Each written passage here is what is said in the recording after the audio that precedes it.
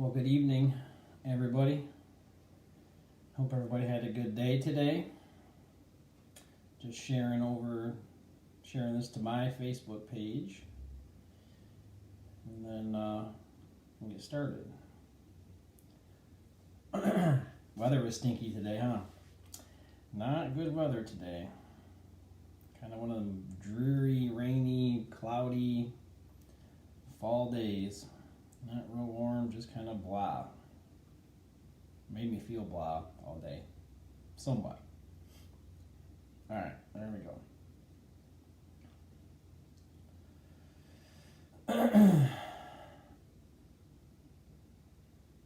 Alright, there it is. Alright, so we're on Facebook. I'm going to click over to YouTube, make sure we're there. We should be. If we're on Facebook, we should be on YouTube.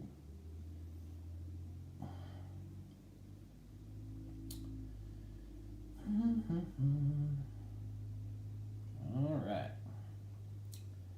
Well, I don't know if you can see it or not, but I got this on today, hot off the presses. This is the Westside Church logo. Should be familiar with that. So this is Westside Church Run for Rescue 2020, right? Westside Church Run for Rescue 2020. It's got the little guys running.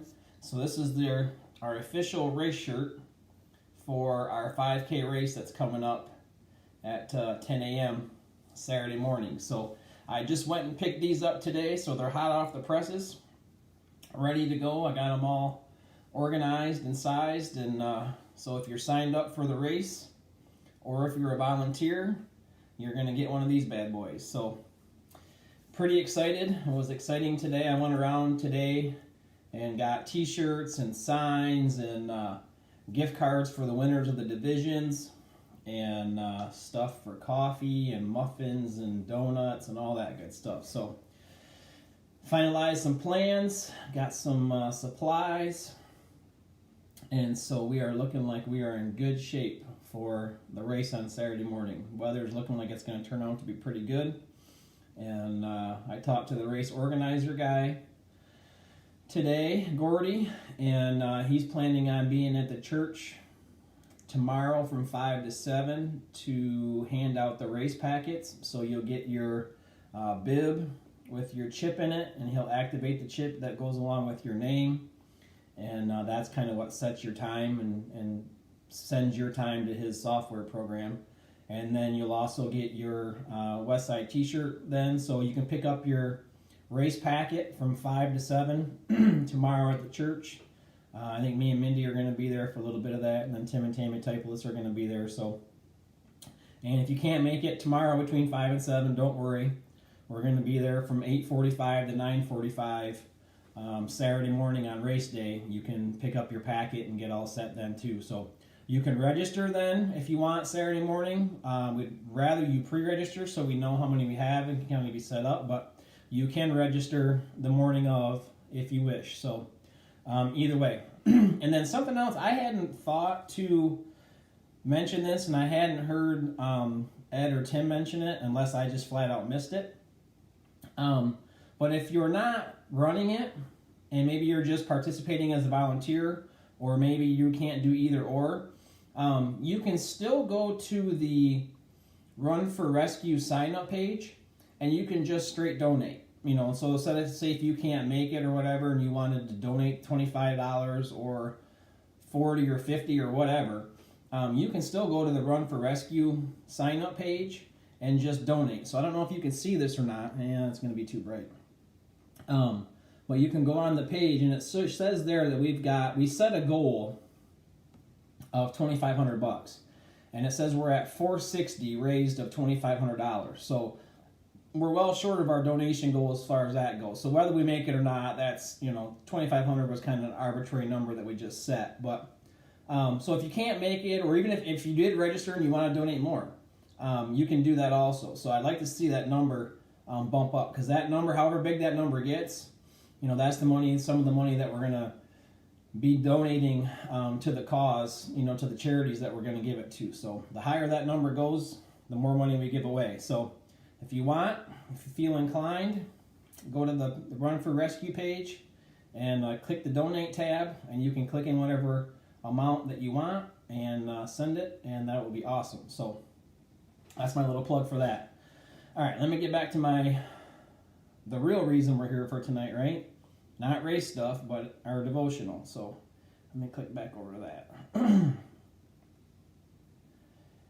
So tomorrow at 9 in the morning, tomorrow at 8 in the morning after I drop Kylene off, I'm going to go run the race route one more time to make sure everything's good with it and that I got the route down and that I'm good, that I can complete the 3.1 miles without a problem. So I'm sure I'll be fine, but just one last time, I like to run it Friday just to make sure there's no construction or nothing crazy happens that would change what we're going to do. So, all right, it's 9:06. Let's jump into the devotion and see what we can pull out of it. And then it's a little shorter tonight. I'm trying to keep it a little bit shorter. And then got a couple prayer requests to give to you guys, and we'll pray and we'll get out of here, okay? So I love the devotional for tonight. It's one that I picked, and the title is Being Determines Doing. Being determines doing. And so it says, to teach that the filling with the Holy Spirit is given to the Christian to provide power for service is to teach truth, but not the whole truth. Power for service is but one effect of the experience, and I do not hesitate to say that it is the least of several effects. It is the least for the very reason that it touches service, presumably service to mankind. And contrary to the popular belief, to serve this present age is not the Christian's first duty, nor the chief end of the man. He says, as I have stated elsewhere, the two great verbs that dominate the life of a man are to be and to do. All right? So the two great verbs that dominate the life of a man or woman are to be and to do. What a man is comes first in the sight of God. What a man is comes first in the sight of God. What he does is determined by what he is. So the is of first importance. The modern notion that we are saved to serve while being true is true only in a wider context and as understood mostly by busy Christians today. And it is not completely true at all. Redemption became necessary not because of what men were doing only, but because of what they were. Read that again. Redemption became necessary not because of what men were doing only. So it wasn't just their actions, but it was because of what they were. So that goes back to the be and the do, right? Not human conduct alone had gone wrong, but human nature as well. Apart from the moral defect in human nature, no evil conduct would have occurred. Fallen men acted in accord with what they were. Their hearts dictated their deeds. And God saw that the wickedness of man was great in the earth. And that's the verse from Genesis. It's Genesis 6, verse 54. That much any mortal being could have been seen, but God saw more. He saw the cause of man's wicked ways, and that every imagination of the thoughts of his heart was only evil continually. And then he goes on to say, and I love this little section right here. This kind of gets to the crux of it. The stream of human conduct flows out of a fountain polluted by evil thoughts and evil imaginations. To purge the stream, it was necessary to purify the fountain. And to reform human conduct, it is necessary to regenerate the human nature. The fundamental be, so the being and the doing, so the fundamental being must be sanctified if we would have a righteous do or have a righteous doing. So the be has to be fundamentally sanctified if we're going to have a righteous doing. You can't have a unrighteous be and suddenly have a righteous doing. Those two things don't go together. So the fundamental be must be sanctified if we would have a righteous do. For being and doing are related as cause and effect, just as much as father and son. And then he basically continues on, and this is his thought, but it's just a continuation of the devotional. It says, we emphasize doing, getting things done, and so making a difference in the world. And those things are good. But in God's order, being always, and I'm going to add a couple always, but in God's order, being always, always, always precedes doing. Being affects how and why we do what we do, as well as what we do. And so, and then the prayer says this. It says, sometimes I try to camouflage what I am by what I do.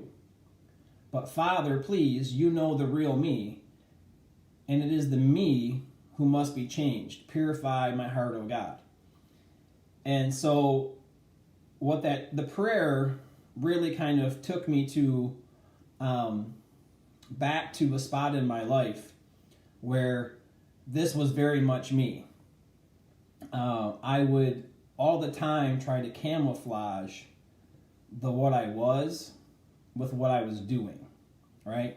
And so my being, who I was, dictated the doing. So we understand that, right? Like, who we are always dictates what we do. Whether we like it or not, that is an absolute stone cold lock fact. What we believe in, what we truly believe in, who we truly are, always affects our actions, right? Our heart always affects what we do. And so whether you want to believe that or not, all you have to do is look at mankind over any kind of length of time, look at your own life, like kind of what I did today. I did like a retrospective thing of myself, and the being, like Tozer says here, always, always, always affects the doing. And so when I was working in the shop years ago, I got so caught up in materialism and the pride and ego of how much money I made and all of the things that we had, how nice our house was, how nice our cars was, how big our motorhome was, the trips we were able to go on. My self-worth was all wrapped up in materialism and money and pride and ego.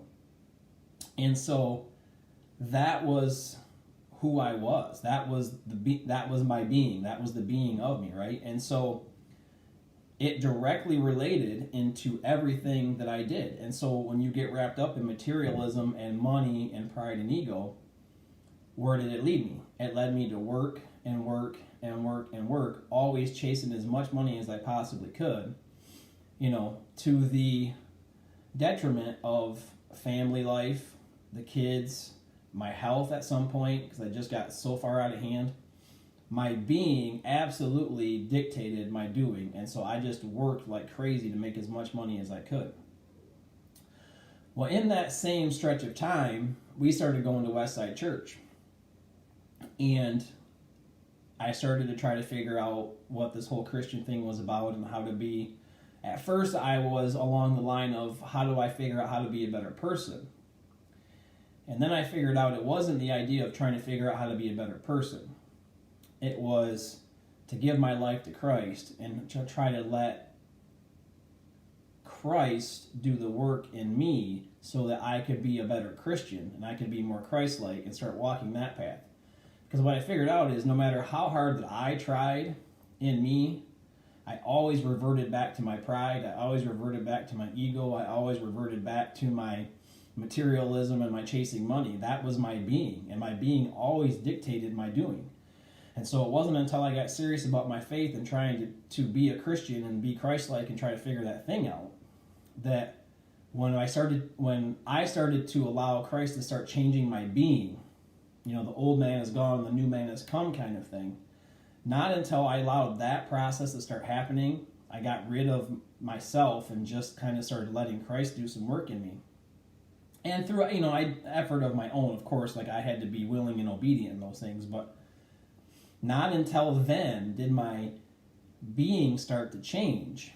And then when my being started to change, on the backside of that, the result of that, my doing started to change. Does that make sense?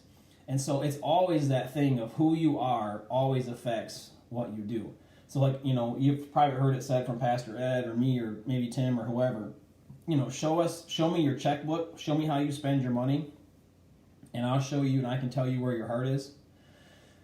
That was exactly true for me. Like, you could look through our checking account and see where all of our money went and see how much money I made in the time that I spent making money.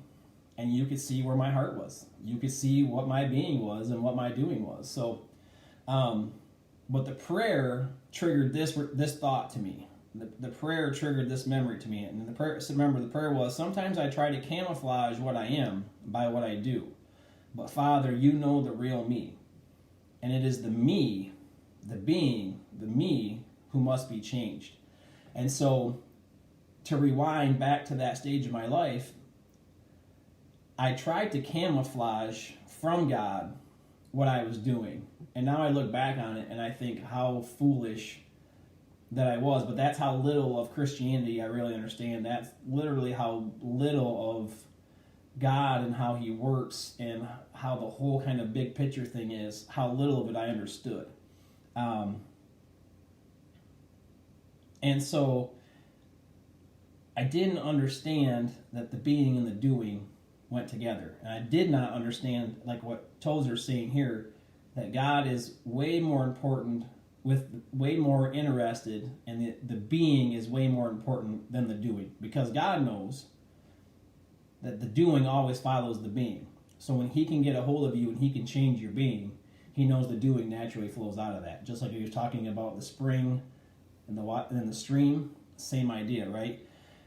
And so I had gotten to a point where I was chasing money so hard that I actually sold to myself the idea of it was okay for me to work a Saturday and it was okay for me to work a Sunday, because if I missed church to work, what that meant was, obviously, if you're tithing 10%, so I would tithe my 10%, and I would sell to myself, I would try to camouflage, to use Tozer's word, I would try to camouflage the idea that I wasn't materialistic, that I wasn't chasing money, because I would sell to myself this idea, well, 10% of a 60-hour paycheck is much more than 10% of a 40-hour paycheck.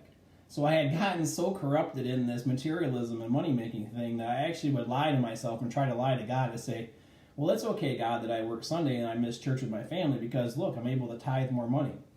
Like, you see how screwed up that is? That's what sin nature does to you. And that's what materialism and chasing money will do to you. It will eat you up and spit you out because that's what the world wants it to do, right? And so that's what I got out of it for tonight, was just the idea of it's such an eternal, timeless concept. Is the being always informs the doing. The being always sets up the doing. And so if you look around at your life and suddenly you're doing things that you're not knowing why you're doing them, or you're questioning them why you're doing them, you need to go back to your being. You need to go back to your core, to your base, because whatever is coming out of you and you're doing, it's directly related to what you're being. And so, my old pastor would always say, garbage in, and a lot of pastors probably say this, but garbage in, garbage out, garbage in, garbage out. It's very true.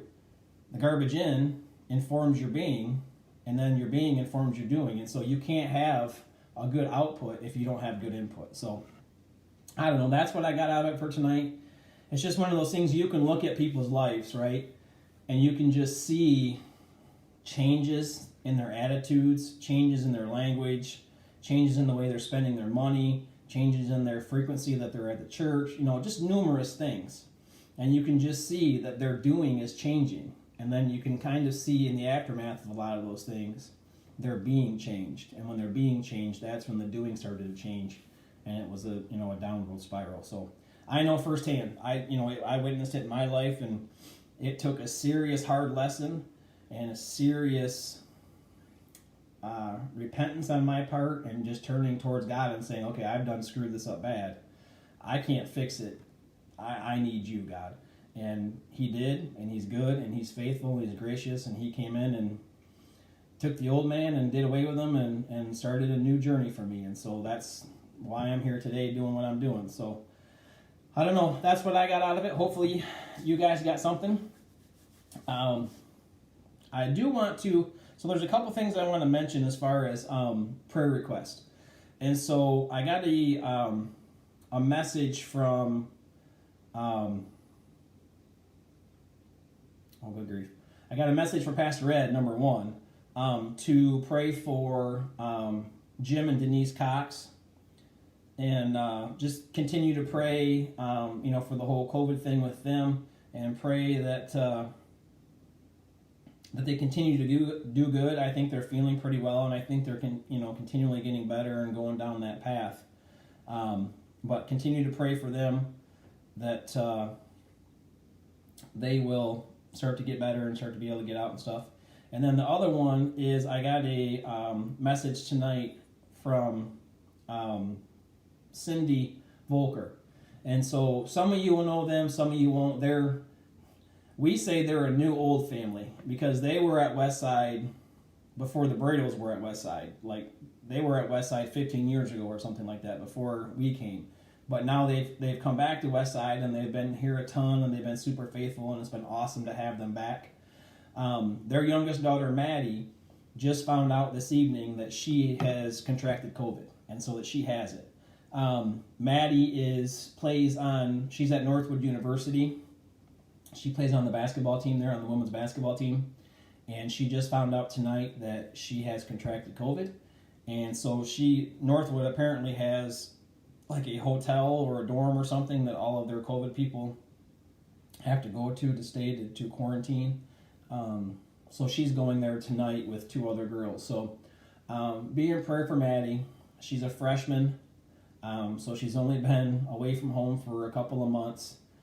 So I'm sure she's scared and probably nervous, and she likes to come home on the weekends and be with family, and she's usually, at church on Sunday sitting in the sanctuary with us. So be praying for Jim and Denise Cox, and be praying for Maddie Volcker that they start feeling better quickly, and that they get past it and have no complications and can move on and get back to life as normal. But I will say, be careful. I know there are several families that we're connected to through soccer that have come down with COVID in the last week or so. Thankfully, because of the way the schedules were and the way that we haven't seen them. We haven't been around them. So we're completely clear of that. But there's been several families tied with soccer that have it now. Maddie Volcker has it. Pastor Ed and Renee had it. Jim and Denise Cox. There feels like there is an uptick in it, and they've been talking about that there was going to be an uptick in it possibly in the fall, and it feels like we're starting to maybe see that. So regardless of your feelings of COVID and the politicalization of it and all those things, I know more people now that have it than I have the whole spring and summer and stuff. So for whatever that's worth, whether it's safer now or more deadly, with all those things, I don't care about any of that stuff. But I know people that have it. So just be careful. Do your due diligence. Pray for the people that that contract it, that it will go well. Ed and Renee are looking like they're past it and all that stuff. So I don't want to go too far down that road, other than just be careful, be mindful, and just be prayerful to people that have it. So all right, let's go ahead and pray, and then we'll get out of here. And then hopefully I will see you Saturday morning. So, Father, I thank you for your goodness, and I thank you for your grace. I'm just thankful for our devotional tonight, that we were able to glean and learn some stuff about who you are and your nature, and about our sinful nature and all of those things. So, God, I just pray that we will be able to learn from that, take it to heart, allow it to inform us the way that we act and the way that we live, and just to see that your way is always the best way, that your plan and your will for us is always the best way, that as soon as we try to start interjecting ourselves into that, things go bad, the water gets muddy, and sin creeps in. So I just pray that you would help us to be obedient to you, to walk with you in your will and your plan for us, and that we would just be as Christ-like as possible and just keep continuing on that journey.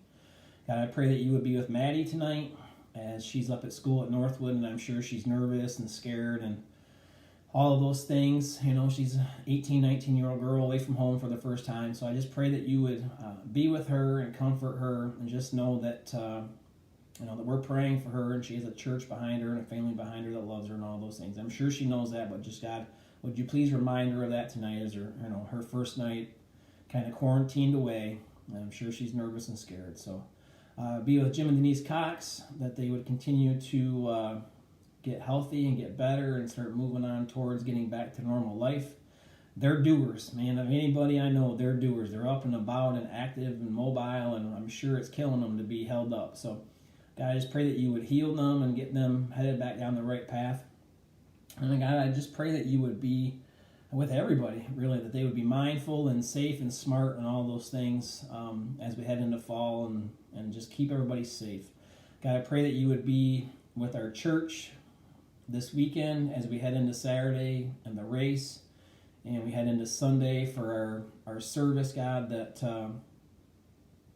through our obedience and what that we feel like you want us to do, that you would honor that obedience, and that you would do what only you can do, and that is to save lives and regenerate lives and to bring people to you, God. That's the only reason why we do any of what we do, is to see people saved and see eternities different than what they were before. So God, I just pray that you would be with us, that you would keep everybody safe, and that you would get Wade here and his family here safely and sound, and that we would have a great weekend of revival and regeneration, and that God, that ultimately the kingdom would be built up. People's eternities would be different because of our obedience to what we think that you're asking us to do.